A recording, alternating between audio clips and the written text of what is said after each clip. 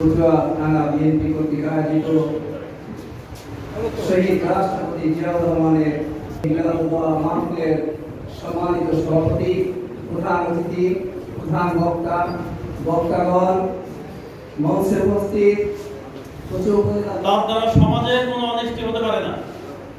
তাই আমরা শহীদ প্রেসিডেন্ট জিয়াউর রহমানের আদর্শ বুকে ধারণ করে আগামীতে একটা সোনার বাংলাদেশ গড়ার লক্ষ্যে সবাই একত্রে এরশাদ সাহেব ক্ষমতা নেওয়ার পরে, এরশাদ সাহেবের সতর্ক করার পরে, এই এরশাদ সাহেবকে নিয়ে ক্ষমতা আসার পরে এরশাদ সাহেবকেও 5টি ভাগে ভাগ করে হত্যা করেছে।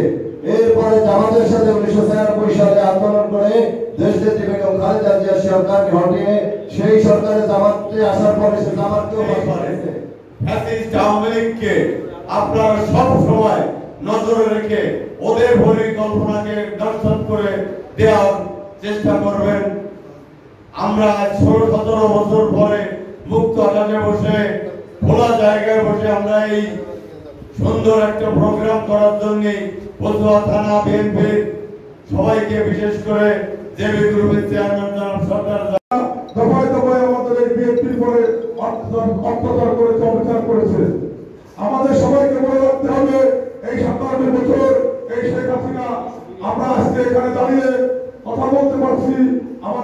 আমরা এমন সময় গেছে এই 57 বছরের ভিতরে আমরা পটুয়ার মাটিতে পা রাখতে পারিনি। উজ্জ্বল করতে একটু ভয় ভীতি হয়।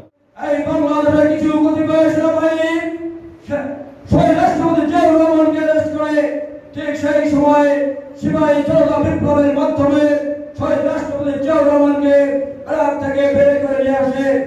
1971 সালে শহীদ রাষ্ট্রপতি জিয়াউর রহমান 1 জানুয়ারি বিএনপি গ্রহণ করেন।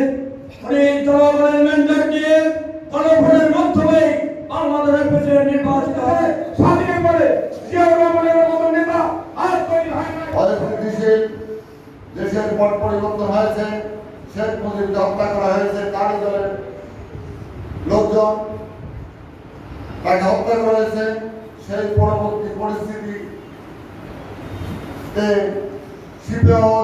সিপাহী জনতার অভ্যুত্থানের মাধ্যমে শহীদ প্রেসিডেন্ট জিয়াউর রহমান রাষ্ট্র ক্ষমতায় অধিষ্ঠিত হয়ে যাবে দেশদ্রোহী হিসাবে।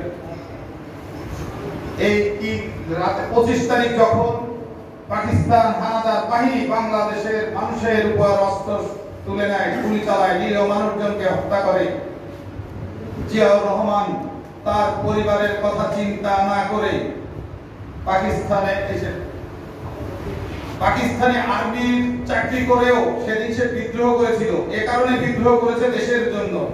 অথচ এই ঘটনাটি দেওয়া উচিত ছিল শেখ মুজিবের। তিনি নেতা ছিলেন, তিনি এই রেডি করে বসেছিলেন কখন পাকিস্তানি আর্মি আসবে, উনি তাদের সাথে পাকিস্তানে চলে যাবেন, ওখানে গিয়ে হালুয়া রুটি খাবেন। জিয়াউর রহমান জীবনের মায়া ত্যাগ করে, পরিবারের মায়া ত্যাগ করে সেদিন কালুরঘাট বেতার কেন্দ্র থেকে ঘোষণা দিয়েছিল, I Major Ziaur Rahman do hereby declare the independence of Bangladesh। এর বাংলা হচ্ছে, আমি মেজর জিয়াউর রহমান বাংলাদেশের স্বাধীনতা ঘোষণা করছি।